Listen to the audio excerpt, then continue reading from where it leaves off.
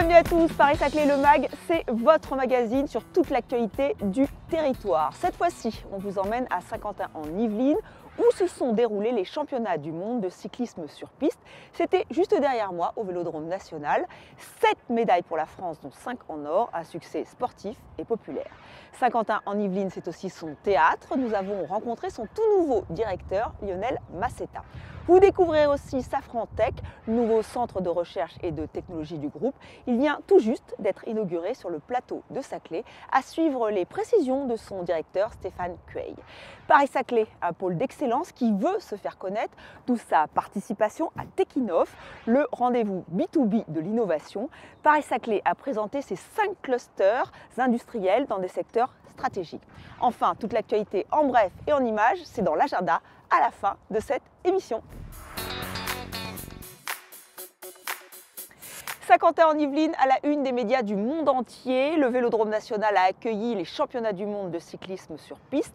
Un succès sportif pour la France, 7 médailles de remportées, dont 5 en or. Un succès populaire aussi. Toutes les places ont été vendues. Notre équipe était sur place, bien sûr.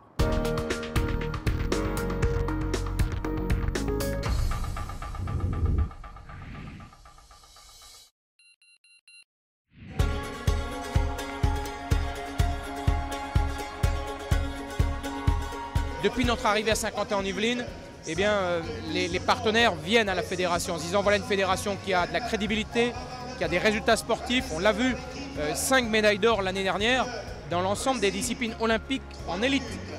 3 sur piste, une en VTT, une sur route. Ça veut dire que c'est une fédération. Parmi les fédérations françaises, avec celle sans doute de natation, on est celle où il y a le plus d'espoir olympique. Donc j'espère que c'est de nature à attirer des partenaires et à faire en sorte que nos athlètes soient mieux reconnus et aussi mieux indemnisés et mieux rémunérés. On a tous intérêt à ce qu'on ait des magnifiques événements dans notre sport. Les gens ne s'y trompent pas, tout le monde veut venir au championnat du monde. Tous les présidents de fédérations nationales étrangères sont là. Il n'y a jamais eu autant de présidents de fédérations étrangères, donc ça veut dire qu'on attire.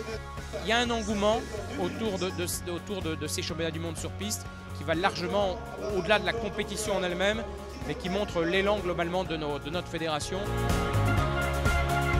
C'est un territoire de sport, je crois que c'est un territoire qui l'a prouvé.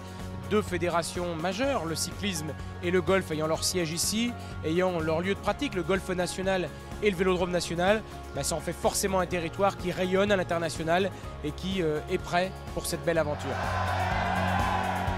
Globalement, pour 1 euro investi, c'est entre 3 et 6 euros de retombées économiques directes pour le territoire, outre, on va dire, toute l'image que dégage le territoire. Et donc ça, c'est favorable aussi à l'implantation de nouvelles entreprises. Il y a un élan qui est donné et c'est aussi, je pense, une vraie fierté pour les habitants de l'Île-de-France, pour les Yvelinois et pour les Ignimontains aussi, particulièrement ici.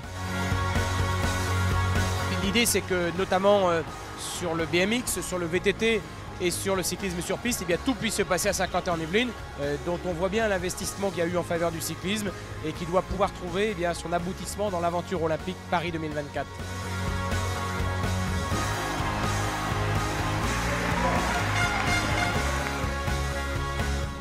Voilà pour les amateurs de la petite reine, mais Saint-Quentin en Yvelines, c'est aussi une vie culturelle riche avec son théâtre et son tout nouveau directeur, Lionel Massetta. Il propose une programmation à l'image de Paris-Saclay, pluridisciplinaire et ouverte sur le territoire, avec notamment la mise en place des rencontres in-cité. Il nous en dit plus.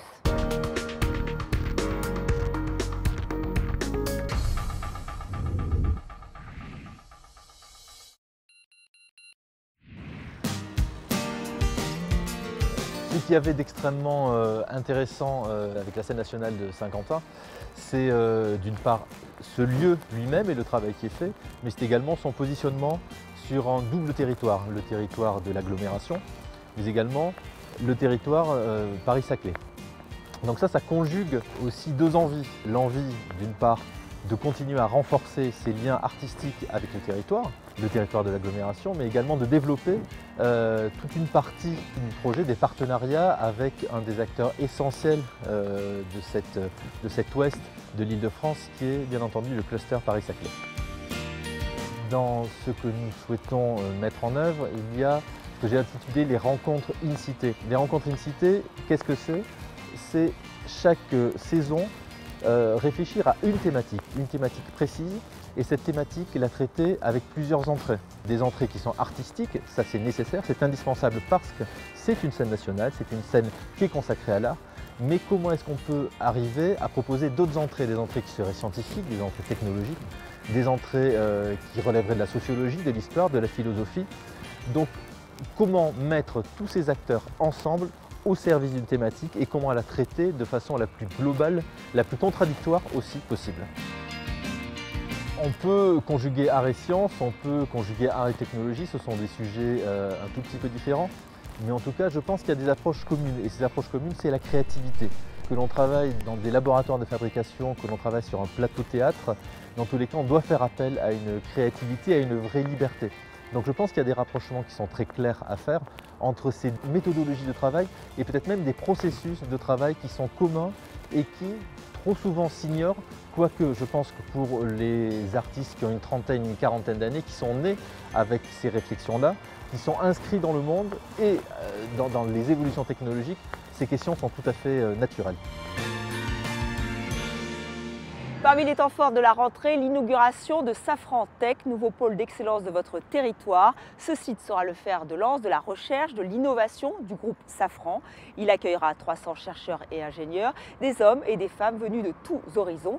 Safran parie sur la diversité et l'excellence scientifique, un lieu inauguré par la secrétaire d'État chargée de l'enseignement supérieur, Geneviève Fiorasso.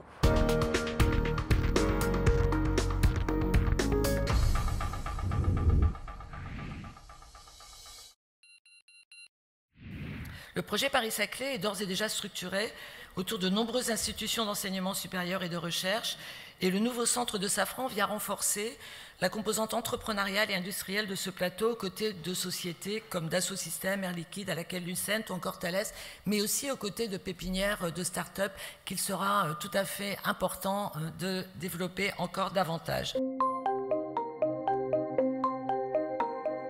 On a cherché à avoir un équilibre. On veut des gens de tous les horizons parce qu'on pense qu'au-delà de l'excellence scientifique, le fait d'avoir de la diversité de culture est important. Donc on cherchait à avoir un équilibre entre des gens qui viennent de Safran et puis des gens qui viennent de la recherche ou d'autres industries et qui vont nous apporter un regard extérieur et des connaissances plus connectées avec la recherche scientifique. Aujourd'hui, on a un bon équilibre. On a un peu plus de 60% de gens qui viennent de l'extérieur, qui viennent d'autres industries, mais beaucoup de domaines universitaires ou qui sortent de thèse dans les meilleurs labos. On voulait avoir des gens de haut niveau, donc on voulait avoir beaucoup de gens au niveau doctorat qui aient approfondi leurs connaissances. On a à peu près 2/3. On a des doctorants aussi, on a une vingtaine et on essaiera de monter jusqu'à une quarantaine. On a une vingtaine de pourcents de gens qui sont soit étrangers, soit qui ont la double nationalité. Donc on a un creuset, mais ce qui est important pour nous, c'est de la diversité et de l'excellence scientifique. On a des partenariats historiques et qu'on a développés à l'occasion de notre implantation avec le CEA. On a tout un tas d'écoles avec qui on a des partenariats historiques. On veut renforcer les liens avec la formation. Je pense qu'on peut attirer plus d'étudiants. On peut valoriser les formations par la recherche et en bénéficier. On est dans les meilleures conditions pour le faire. Les infrastructures peuvent être encore un peu améliorées sur le niveau des transports, mais c'est vraiment ça qui nous attire. On va travailler sur 3 axes de recherche. Un axe plutôt sur les systèmes, ce qu'on appelle systèmes et technologies, où on va travailler sur la compréhension de l'énergétique des avions plus électriques, donc de leur architecture, l'architecture de nos clients. On a un deuxième axe qui est sur les matériaux et les composants. Donc on travaille sur tous les matériaux dont on a besoin pour la propulsion et l'avion plus électrique. Et puis on travaille sur les composants électroniques, tout ce qui va nous permettre de disposer dans nos systèmes de nouvelles données et d'exploiter les nouveaux services pour nos clients. Et enfin le dernier axe, ce sont les technologies du numérique, avec la modélisation, la simulation pour modéliser nos produits. Et puis un axe sur le traitement du signal et de l'information, encore pour améliorer la performance et offrir de nouveaux services à nos clients.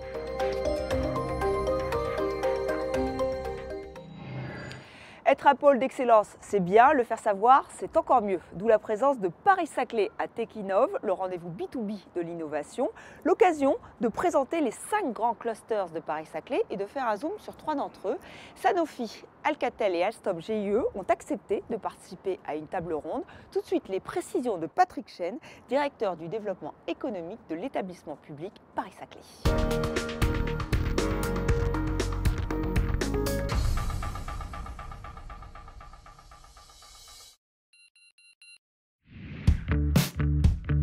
Paris-Saclay, c'est 1% de la population française, 650 000 habitants, et 15% de la recherche publique, académique, mais aussi 15% de la R&D industrielle de la France. Donc c'est une hyper concentration, une très forte spécialisation. Et pour la rendre compréhensible, parce que c'est au cœur de ce qu'est le projet Paris-Saclay avec la constitution de l'université, il nous a paru intéressant de proposer une lecture en 5 clusters industriels qui sont, je dirais, par ordre d'apparition, aérospatiale, défense, sécurité, mobilité, automobile, TIC, technologie de l'information et de la communication, santé et énergie-climat, avec un accent particulier sur la gestion intelligente de l'énergie, ce qu'on appelle aussi les smart grids, mais les réseaux d'échange de chaleur et les technologies du bâtiment en matière d'énergie également. On a proposé à 3 industriels qui font partie de 3 des secteurs de nous rejoindre pour une table ronde pendant TechInnov 2015. Et on a choisi le secteur de la santé, des TIC et de l'énergie, parce que ce sont 3 secteurs sur lesquels aujourd'hui il y a des enjeux très forts dans la compétition mondiale entre clusters et écosystèmes d'innovation. Il nous a semblé particulièrement intéressant de mettre en avant les forces de Paris-Saclay dans ces différents domaines, avec le témoignage de Sanofi pour le secteur de la santé, celui d'Alcatel pour les technologies de l'information et de la communication, et d'Alstom GE pour l'énergie. Cette manifestation se déroule ici à Orly, c'est la 9e édition.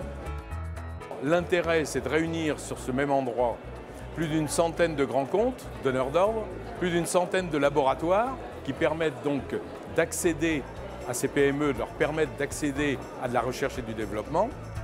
Une grande partie en fait du tissu de labos, en particulier privés ou publics, sont situés sur le territoire de Paris-Saclay. Un bon nombre également de start-up se trouvent sur les territoires de Européson et de la CAPS, qui sont générateurs, à travers les liens qu'ils ont avec les universités, grandes écoles, générateurs de porteurs de projets intéressés par le fait de trouver ici, effectivement, soit des sources de financement, soit des courants d'affaires qui leur permettront de se développer.